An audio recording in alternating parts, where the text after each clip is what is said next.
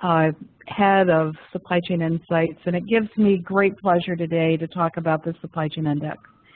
This is something that we have been working on for the past 2 years, and it may seem easy to connect corporate financial data to supply chain excellence, but I got to tell you, it's not. Back in the old days, about a decade ago, and I worked for a technology vendor, we would plot theoretical values of what supply chain planning optimization could do for corporate performance. And I got to tell you that I am embarrassed at how naive I was then, and I give great thanks for the help that I've had and this work that we're going to share with you today from both Abby Mayer and George Runger from Arizona State University. So who are we? Supply Chain Insights is an industry analyst firm focused on delivering independent, actionable, and objective advice for supply chain leaders.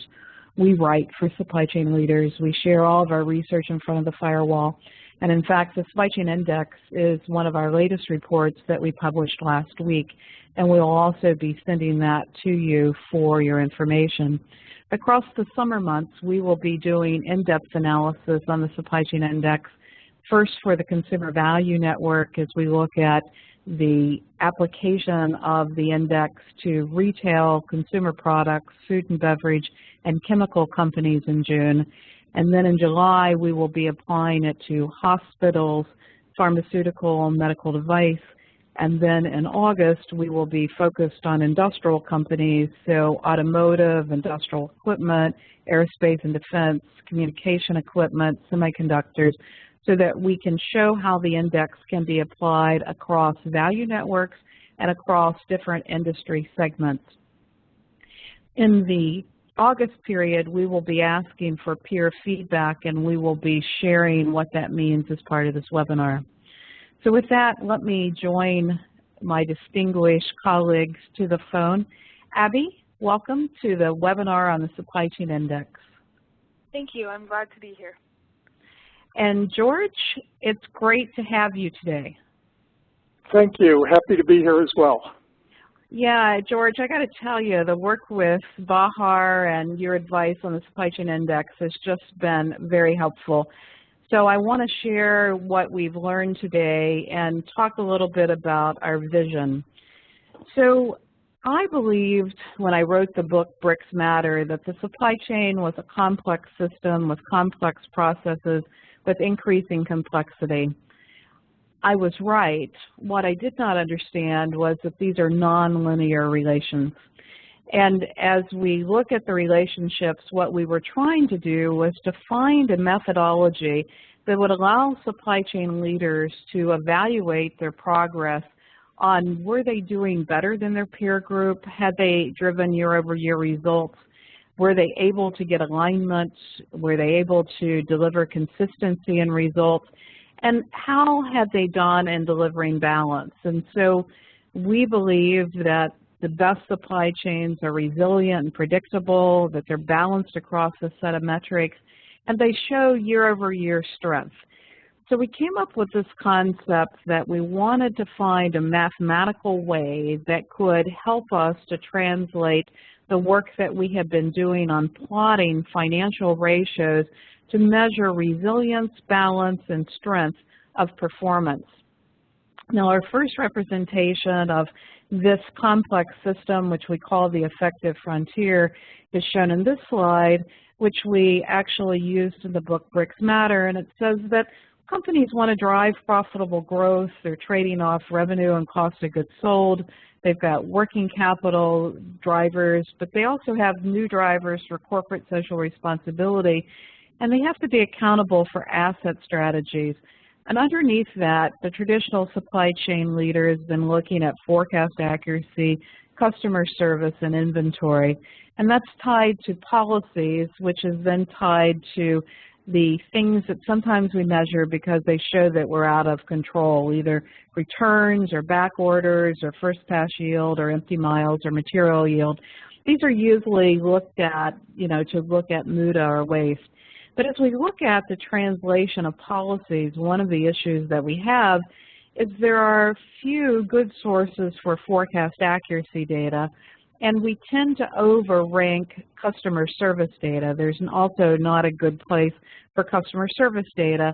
And in fact, in my prior life, when I benchmarked 92 companies and we looked at raw customer service data, I found that most companies will run about an 8% bias overstating the customer service data, and that forecast accuracy data is not available for a wide enough peer group. So I was stuck. While I believe in this representation of the relationships, I had to go to the balance sheet and the income statement, because the balance sheet and the income statement allowed me to compare like measurements that supply chain leaders are responsible for.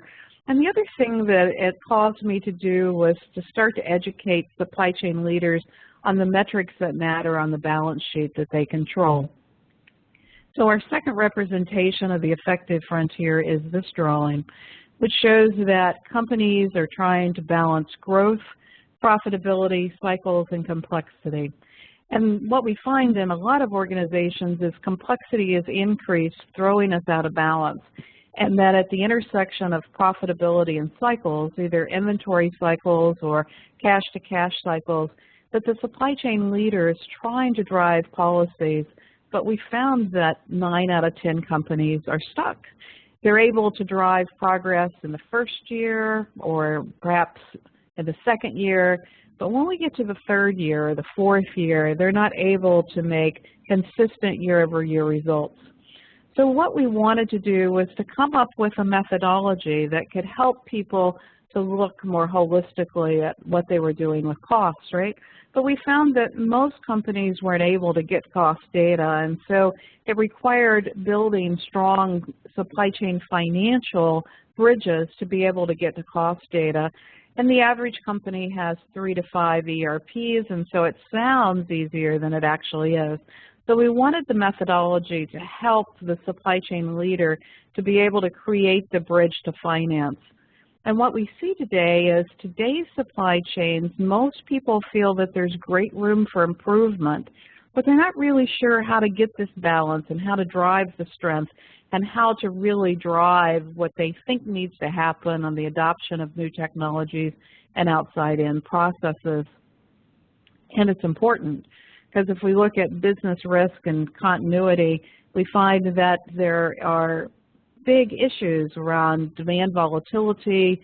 It's both high and consistent risk and operations complexity.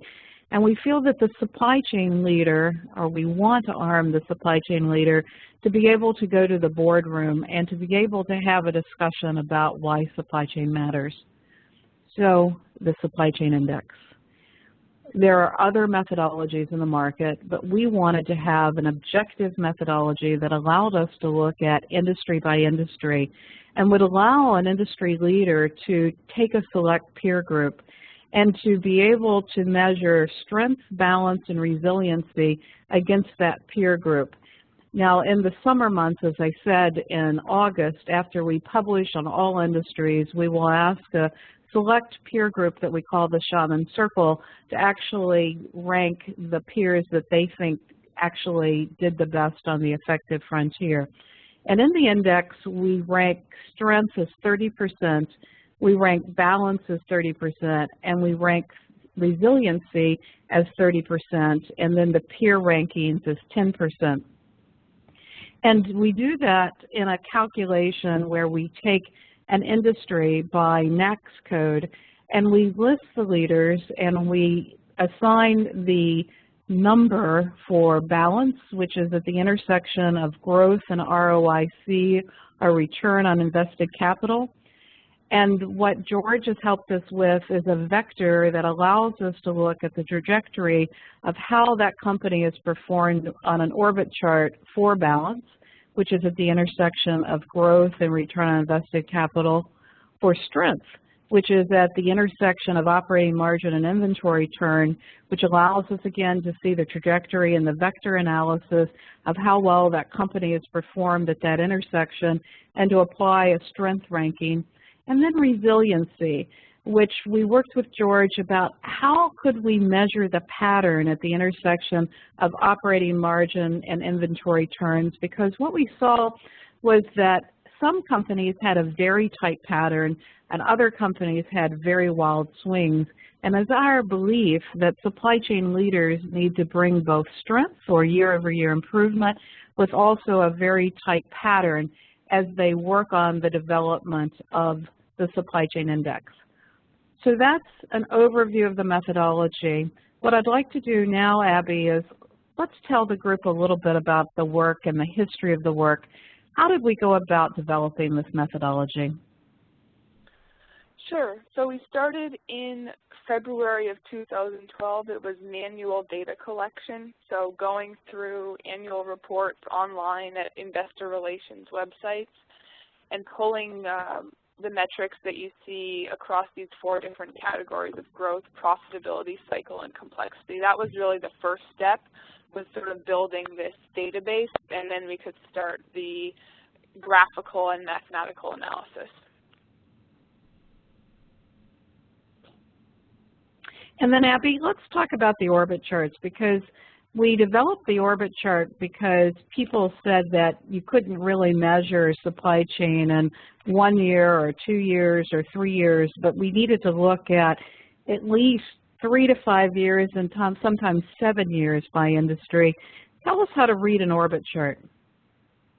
Right. So what we're able to do here is look both across a series of years and also across 2 different metrics.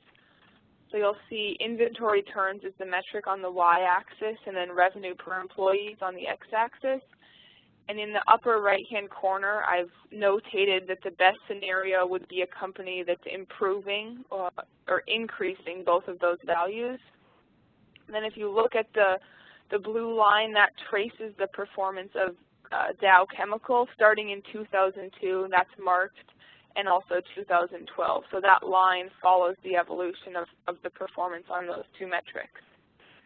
The final component is the average, and that's in the box. So the average over the time period, you'll see Dow had an average of $999,000 revenue per employee and 6.7 inventory turns. And so, Abby, as you've plotted these, we've gotten some pretty wild charts. They've looked like modern art pieces. You know, we could see the patterns, but we really couldn't put a mathematical number on them. Let's talk about your journey of how we were able to get from the orbit chart, which allowed us to see the pattern, to being able to put a number on the pattern itself. Right. So what we noticed was that different companies in different industries especially had those different patterns. And so we were trying to find a way to make that into an objective measure, and that's when we were able to partner with Dr. Runger and come up with the resiliency ranking, which is the comparison of inventory turns and operating margin, which we use as 1/3 of the index work.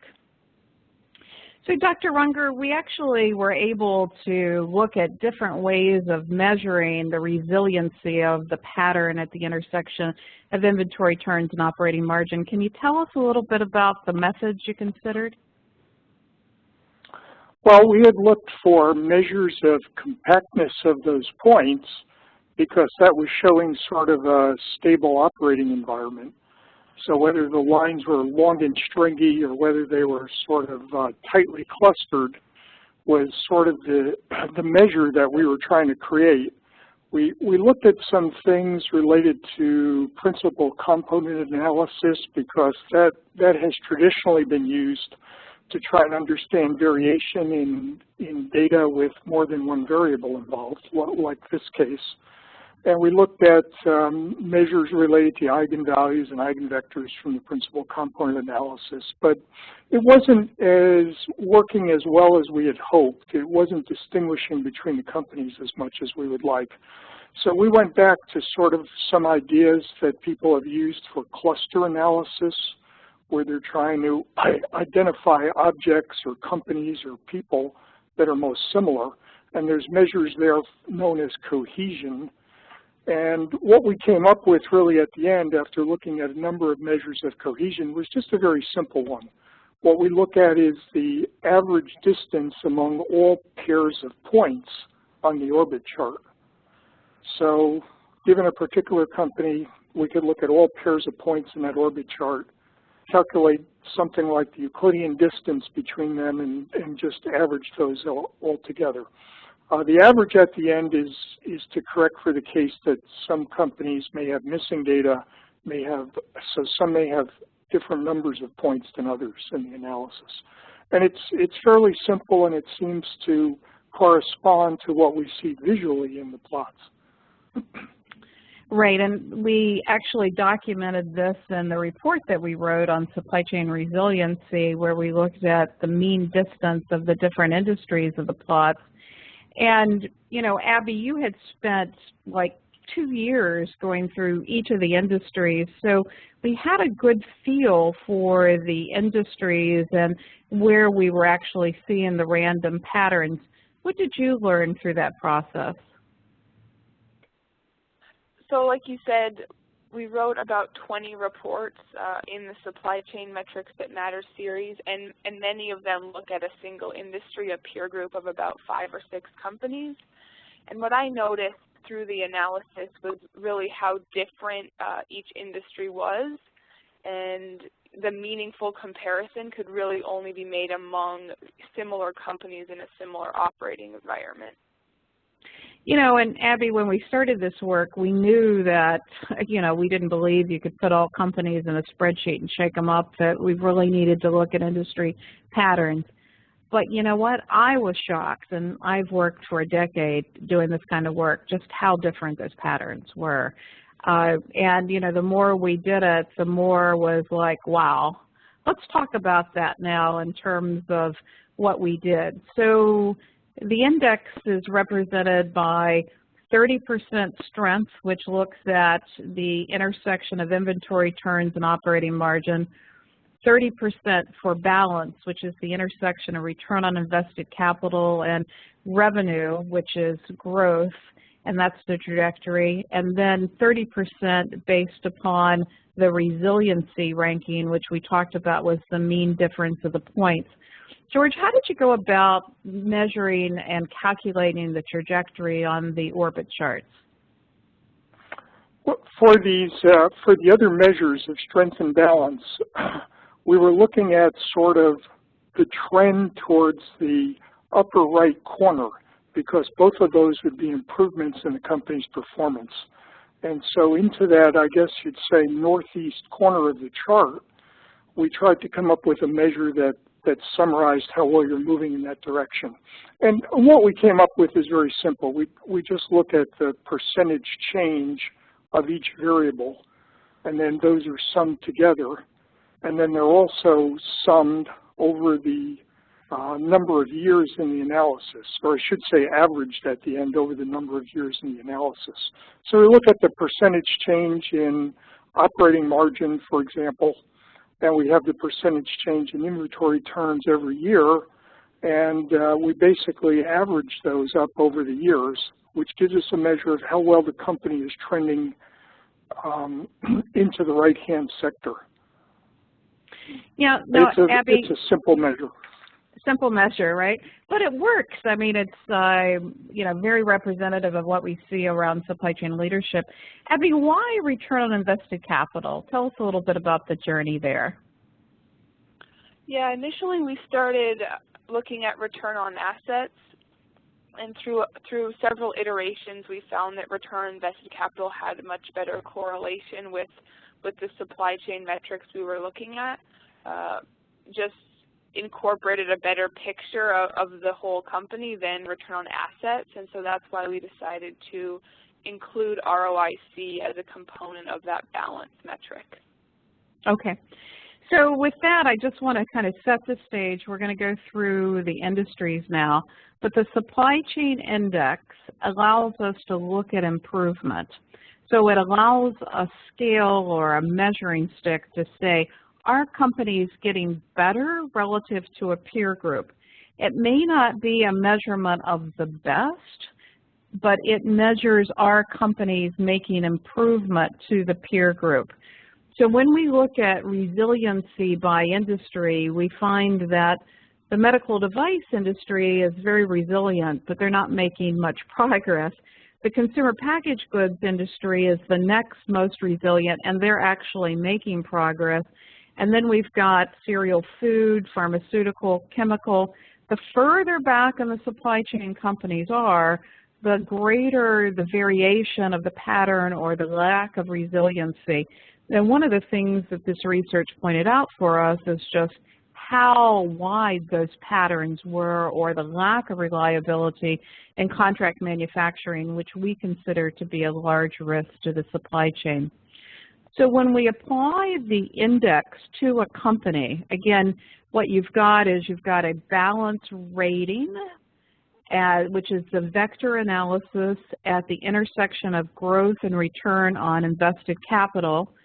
And we apply a stack ranking. Imagine this is sort of like a triathlon where you are given the best score for the best balance ranking.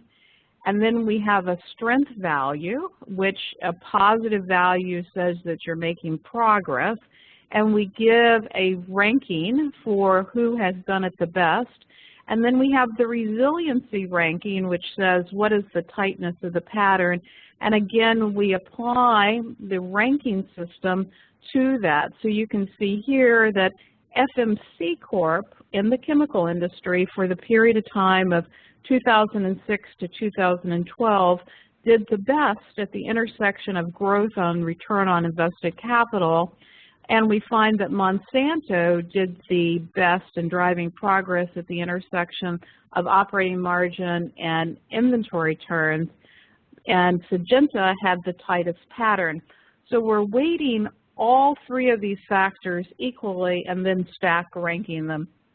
There's no perfect way to do this. It's just a methodology that we find takes some complex concepts and boils it down to a way to look at peer group. And in our database, we have all publicly held companies that we're currently looking at the index.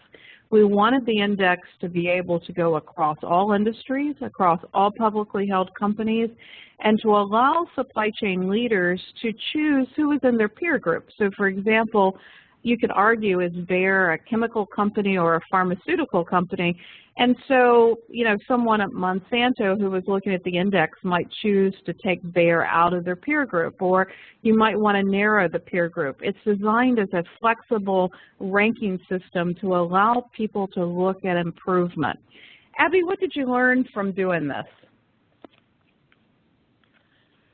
I think what I learned was really that ability to balance is so critical, and so what I noticed in the results is that sometimes one company would come in first in one of the metrics by a significant margin, but that still wasn't enough to compensate for their lackluster performance in the other metrics. And so it really takes focus on all three, on balance, strength, and resiliency. The one thing I was just going to add, Abby, in all of the analysis we're doing, we haven't found any company that ranks one in each of the factors in a peer group. So I think that's an important concept. Right. The other thing about resiliency is that the smaller numbers are better. And so when you're looking at those resiliency values, what you want to see is those small numbers, meaning that the company hasn't moved all over that orbit chart. They've had a very consistent pattern over the time period. Yeah, and the other thing I think that's interesting is that sometimes very large companies that have been long supply chain leaders have not made as much progress as others, and we'll see this. I mean, if we look at Dow versus W.R. Grace on this growth versus return on invested capital, you see some pretty wild swings there, right, Abby? And then if we look at the orbit chart here for inventory turns and operating margin, we also see some pretty wild swings. So, George, what are your thoughts here about the calculations? Well, we tried to create calculations that capture these patterns the best possible. So some of them are very tight, and you know it reflects in the measure. Some of them are really large patterns, and so you see large changes. In fact, there was a question I noticed on resiliency that came in that asked, well, if they move in a favorable direction, is that accounted for in the resiliency computation? And it's not. It's accounted for in the balance and strength calculations, but the resiliency calculation is primarily focused on how stable the operating the operations of the company are over time. Yep. And, you know, Abby, before we started this work, I really thought that most supply chain leaders were driving a lot of progress on year-over-year results. And here we have two chemical companies that have actually gone backwards, which is not unlike a lot of the work we've seen. But, you know, the patterns can be kind of wild. So what we wanted to do was to be able to put a methodology around these patterns. Now let's look at consumer packaged goods. Again, here what we've done is we've calculated the balance, strength, and resiliency measurements for this industry. And Abby, what do you see here? I think what I notice here is that some of the smaller companies are actually filtering to the top of the rankings as opposed to those larger companies, Procter & Gamble, Clorox, Colgate, Unilever. You know, those are the most well-known global CPG companies, but being so large maybe makes it hard to manage those supply chains the way a smaller company can. Yeah, and I think Procter & Gamble is definitely an interesting one. I mean, if we look at, you know, the 42 consecutive quarters of improvement in operating margin of Colgate and their very focused view on return on invested capital and the work that they've done with their finance team to really have that focus, you can see a very different pattern here between Procter & Gamble and Unilever. The other thing is that when you look at the work on inventory turns and operating margin, you know, with the change in leadership at Procter & Gamble, they became more focused on inventory turns, and complexity increased with the rise in the product line. And it is my belief that we threw the supply chain out of balance, really looking at a more singular focus on inventory and not able to create balance. So the methodology rewards balance on the effective frontier of growth, operating margin, cycles, and the ability to design for complexity. So you can see here at the intersection of inventory turns and operating margin that Colgate has been able to make progress, whereas Procter & Gamble has gone backwards. And many people see Procter & Gamble as a supply chain leader, so they're a little surprised by this. But what we saw in the last 5 years is this Procter & Gamble has gone out of balance, Unilever has made progress, Colgate is currently stuck on inventory turns, but they've been able to power operating margin in an industry where it's been pretty tough. Abby, let's do pharmaceuticals. What do you see here? Yeah, so I think the pharmaceutical industry, there's a wide range of the scores, and that has to do just with the industry itself, the variety of companies, and so sort of that instability that we also saw a little bit in the chemical industry. Yeah, and you know, if you look at the averages for the pharmaceutical industry, they're far worse on the rankings than consumer packaged goods or the chemical industry. And if we look at, you know, a couple of examples here we have Abbott Labs that did well on the index, and we have Bristol-Myers Squibb who did not do as well. And you can see that based upon the products and how well the products are coming either off patent or moving into the pipeline, and the management of the global expansion really matters here. And then you can see, you know, the kind of the traversing here on operating margin, that Bristol-Myers Squibb has actually gone backwards here. And, you know, Abbott Labs has made more progress than Bristol-Myers, but the entire pharmaceutical industry has struggled for margin, just like the entire chemical industry or the entire food and beverage industry has struggled on margin. And in my interviews with Metrics That Matter, one of the things that I find that's made a difference for the companies that have done better than others is a focus on forward-looking flows and predictive measures, and those that have been looking more backward at transactional flows have done far worse. So, George, you know, as people look at these charts, anything that you would have to tell them about, you know, how it's calculated, any insights? The direction of the change for strength and balance is, you know, is sort of the key. That, you know, for those measures, they're trying to be improved, increased. We do see some negative values in the charts. The measures are sort of normalized to the first year in the analysis in all cases, which is 2006. So you could think of them as the percentage gain from 2006. And that can be changed. You could, you know, normalize it to whatever starting year you'd like in the analysis. That's what we used in this case. And it seemed to work reasonably well at capturing things. You can also look year to year, and we did that as well. So we would look at not just the average change, but you can look at the standard deviation of the change year to year of those orbit plots. And that gives you a little bit of an indication of the volatility in some of those curves over time. And in some cases, that's helpful as well, I would say, for evaluating the performance of the supply chain. Yeah, you know, and, you know, Abby, it was hard for us to get the data, and it's taken us 2 years to figure it out because it's very complex and it is not linear, and I think you miss these patterns looking at it in the spreadsheet. It's just been so much fun for me to work with these indexes, and I know that you've spent 2 years working on it. Anything you would share with the group about it?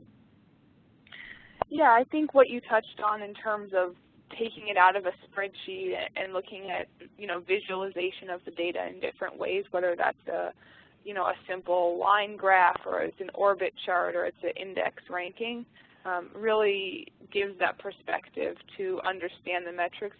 You know, you're not just looking at them in isolation. 2007 inventory turns was this number. That's so much less meaningful than what we're trying to do.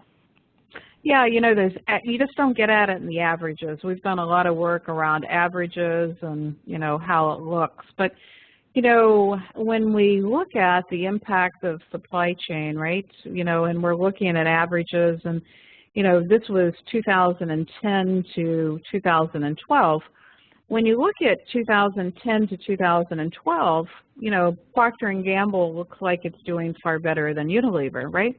But when you start to really take that down to 2006 to 2012, you find out it's quite a different story. But we find that the companies that have the better resiliency, in other words, supply chain leadership is happening year over year with very tight patterns, tend to do better than the companies that have the wilder swings. So you can find our supply chain index report on SlideShare and on our website. We hope that it provides an objective way that supply chain leaders can look at progress. Again, it doesn't mean that, you know, one company on the index is better than the other. It just says who's making progress. So, you know, the analogy I use is, you know, the biggest loser, right? You know, if you start the biggest loser contest and you're out of weight, you're going to make progress faster. But, you know, if you're kind of that lean machine, you're not going to make progress as fast. It's similar here, but we all want to make relative progress. And what we're trying to highlight is that, you know, these companies are making progress. And what we're trying to do is to study what are the things that companies are doing that are making progress. The second thing we're trying to do is to change the supply chain discussion so that it becomes the language of business, so that there is a methodology that allows a comparison, that it's flexible enough that allows changing peer groups, changing years, and allows companies to look at their progress. So, George, I want to thank you for your time. I know that you've got to leave. Is there anything you'd like to add before you leave here? I would just like to say this has been fun work. It's been interesting to look at the differences between the NAICS groups, between the different industries. There's wide differences even within, even within an industry, there's differences between the companies that were somewhat surprising. So trying to put metrics to those and understand those in a little bit better form has been an interesting project. Yeah, and we're going to continue through the summer with a new summer student, and I look forward to that because, I've got all kinds of thoughts around taking the index and looking at changes in payables or looking at, who's done it best. So we've got lots of work ahead of us. George, thank you so much for your leadership and bringing great math skills to help us fulfill our vision. Thank you. So with that, I'm just going to close with what can you do? Well, first, we'd like you to read the report, and we'd like your feedback. And tell you a story. I actually met George because Abby and I had been doing some work on the correlation of metrics that matter to market capitalization, and we were pretty far along on the analysis. And I had a person at Intel by the name of Manny who took me aside and said, Laura, I just don't think you're putting enough rigor into this. I think it's a nonlinear relationship. I'd like for you to test the formulas by going to Arizona State University. I have a lot of admiration for Dr. Runger, and I think you're going to find that you need deeper math. And I appreciate Manny doing that. So if you do not agree or you have some concepts or some ideas about the supply chain index, please let us know. We would like to hear your report. We'd like to help you benchmark against peers. So during the summer, if you would like to benchmark against a peer set, we will do that for you. What we would like you to do as we do that work is for you to tell us your story. It helps us to validate the methodology. We also believe that supply chain leaders have to deliver reliability at the intersection of inventory turns and operating margin. And we want to hear from you about your story, about reliability. And we also want to help you to understand which industries have the highest variability and may be posing risk to your supply chain, because we believe that companies need to own their entire value chain. And right now we see a lot of issues with lack of reliability of both contract manufacturing and third-party logistics industries, which I think should be a concerned risk for supply chain leaders. And additionally, what we want to help you do is to have a discussion with the boardroom about how companies have done and to mitigate some of the bad practices that we see where people want fast progress. We see that supply chain leadership and the best progress happens in small increments. I laugh and say it's in centimeters, not kilometers or inches versus miles. And often I'll see a well-intended supply chain consultant go into an organization and give a number about what an inventory level should be or what an operating margin should be. And I'll go, really? Have you looked at the peer group? Have you looked at what's really happening? Because the biggest improvement happens when it's able to be sustained in very small increments over a period of time through discipline and leadership. And we actually see in the index that the companies that have made the most progress have had that discipline and leadership. So with that, I want to thank you for joining us today. We do not think that measurement of supply chain excellence should be done through a beauty contest. We think that numbers matter. We also think that you can't put all companies in a spreadsheet and shake them up. We want to have you continue to read our research. And Abby, tell us a little bit about these reports. The reports will be released, one in June will be the Consumer Value Network, July, as Laura mentioned, will be healthcare, and then in August will be the Industrial Value Network. We'll be looking at peer groups within those different value networks and understanding how those industries relate to each other and how those what we can learn from those index scores. Okay, and then in August we will ask for the supply chain leaders to rank the companies within their industries based upon improvement and average values to be able to get the peer assessment. And then we'll be highlighting the companies that we admire at the Global Summit. So it's been a long journey. We're taking a lot of the writing around the journey and around the metrics that matter into the book that we'll publish in the fall called Metrics That Matter. It is my second book. I'm deep into it, and the index will be part of it. And if you're interested in knowing more and networking with other leaders, we would encourage you to join our Supply Chain Insights webinar series across the summer. Join us at our conference, Imagine, on September 10th and 11th. Listen to our podcasts, which we're releasing on Thursday each week, and they're available on iTunes, where we'll be interviewing supply chain leaders on the metrics that matter. And join us for our public training, which the next one is in August. So with that, I want to thank you. Abby, I see that there are a few questions, one about resiliency and strength, you know, and the fact that, you know, not all companies that are resilient are also strong, and we find some companies that are strong are also not resilient, but we think both matters. Any comments there about looking and working with the data? Yeah, we've really tried to create a framework that covers a lot of the important qualities we think define a great supply chain. The thing about resiliency is that, you know, if a company is incredibly resilient, if they have a very low resiliency number and a high ranking, they're not making progress. They're actually just stuck, and so it's about balancing movement in the right direction with controlling that those large swings that we don't want to see.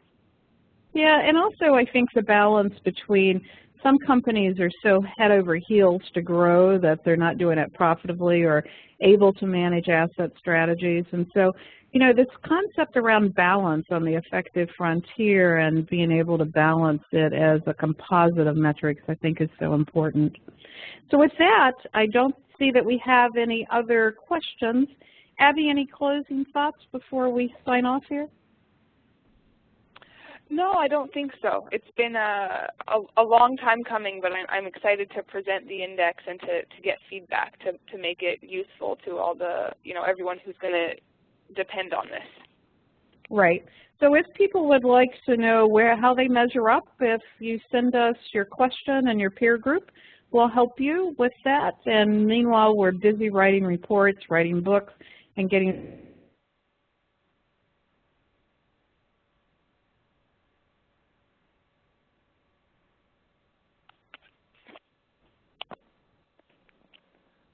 So with that, we'll sign off with Supply Chain Insights, and if you have any questions, please feel free to contact us at our website. Thank you. Goodbye.